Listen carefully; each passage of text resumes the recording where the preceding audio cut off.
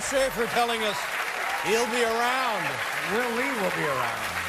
Thank you, Will. Thanks to both of you for being around. Ladies and gentlemen, our first guest has written, directed, and stars in a brand new film entitled Don John. It opens on September 27th. Please welcome Joseph Gordon-Levitt, everyone.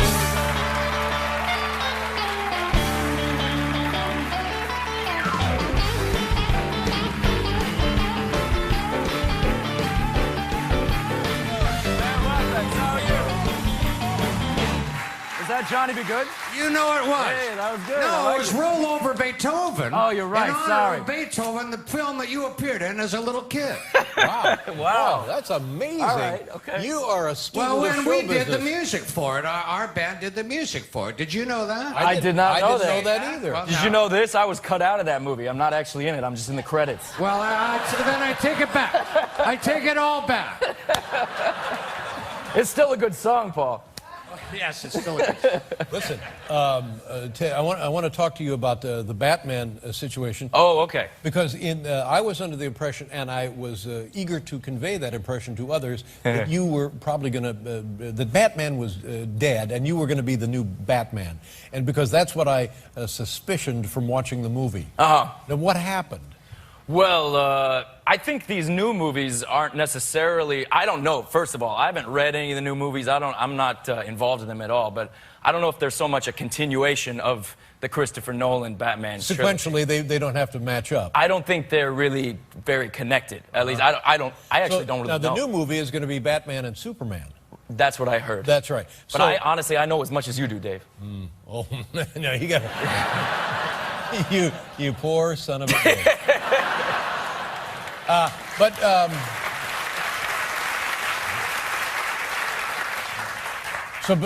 So who's going to be the Superman? You don't know that either, because we know it's Ben Affleck is going to be the Batman. I think it's the same guy that played Superman in this Superman movie that just came out over the summer. Did you call anybody and say, "What about me? I'd like to, you know, I was Batman's buddy. I had." No, you know, and this is what I've said before. How many Batman movies were you in? I was only in one of them. But Christopher Nolan, the filmmaker, made 3 Batman movies.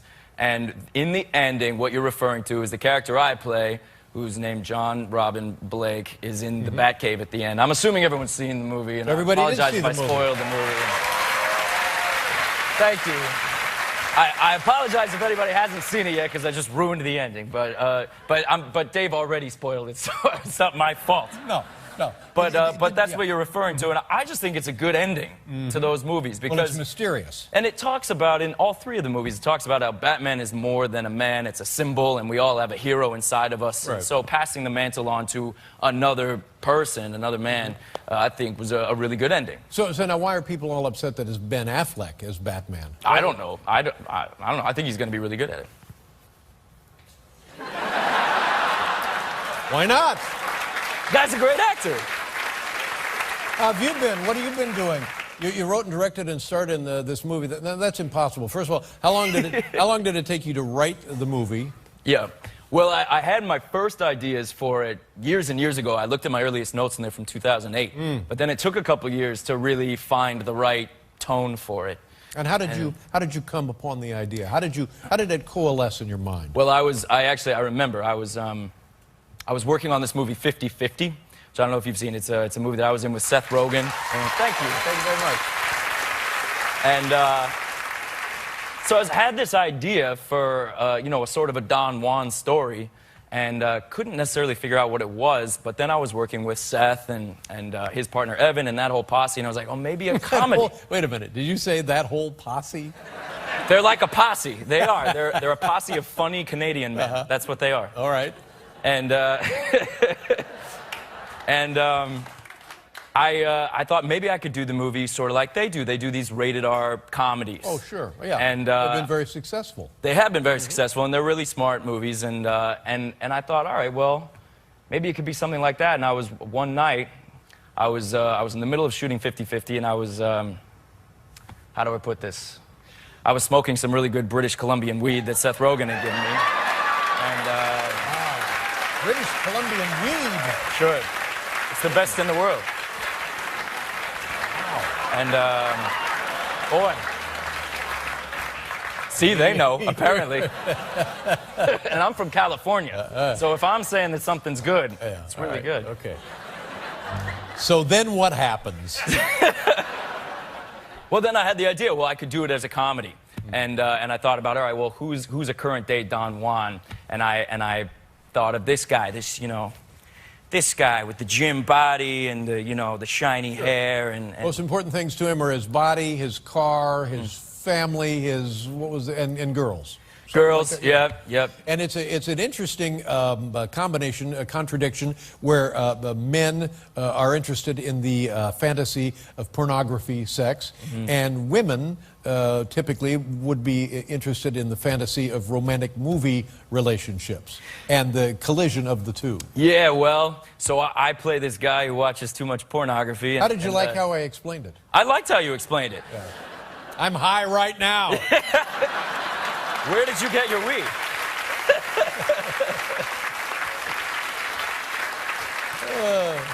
And I don't think necessarily that all men favor one kind of media and all women favor another kind of media, but I do think it's pretty common in our culture for us to compare our real lives to fantasies that we see on the screen, and you're kind of setting yourself up for disappointment because real life isn't as simple as that.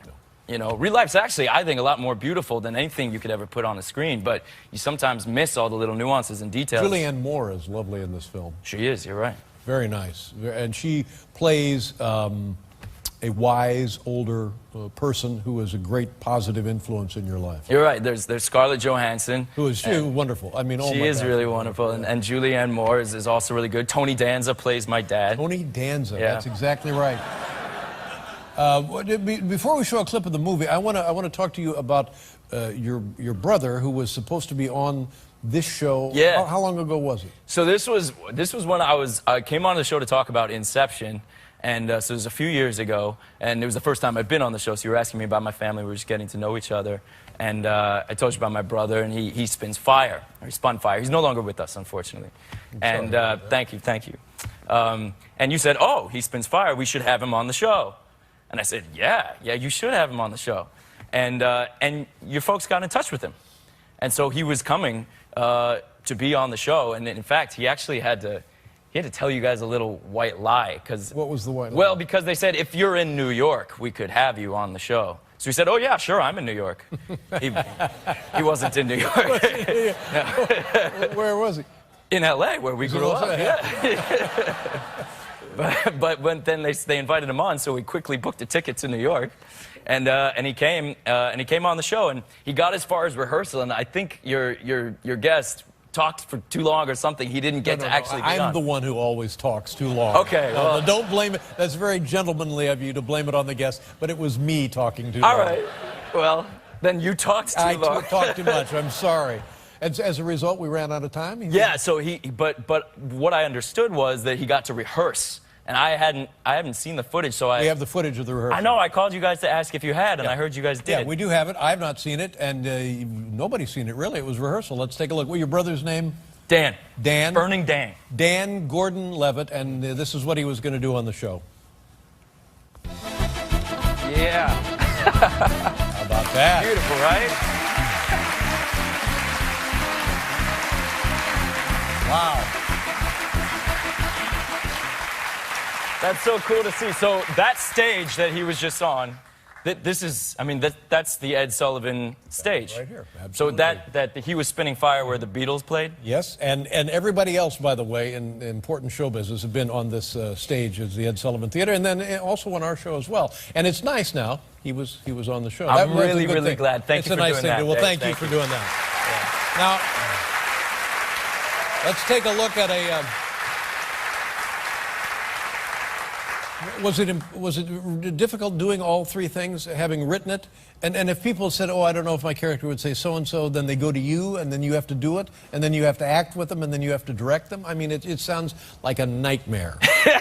Well, it was a lot of work, but I just saw it as one story. And, you know, the truth is, when you're acting, so much goes into the performance besides just the acting, what the camera's doing, what the editing's doing, or what the music is doing. And so I had the movie in my head, and I wanted it to be like it was in my head. What is this clip going to be, sir? So this is sort of early on in the relationship between my character and the Scarlett Johansson's Barbara Sugarman character.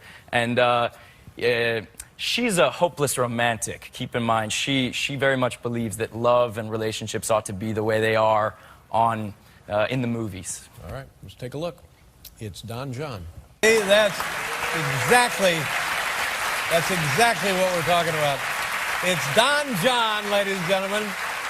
Joseph Gordon-Levitt, the auteur. Is that the correct? I'll take it from you. Sure, yeah, thanks. There he is. And you can see the film beginning September 27th. Great pleasure to have you Thanks back. very much. Good luck to you, my friend. We'll be right back with Keith Olbermann, everybody.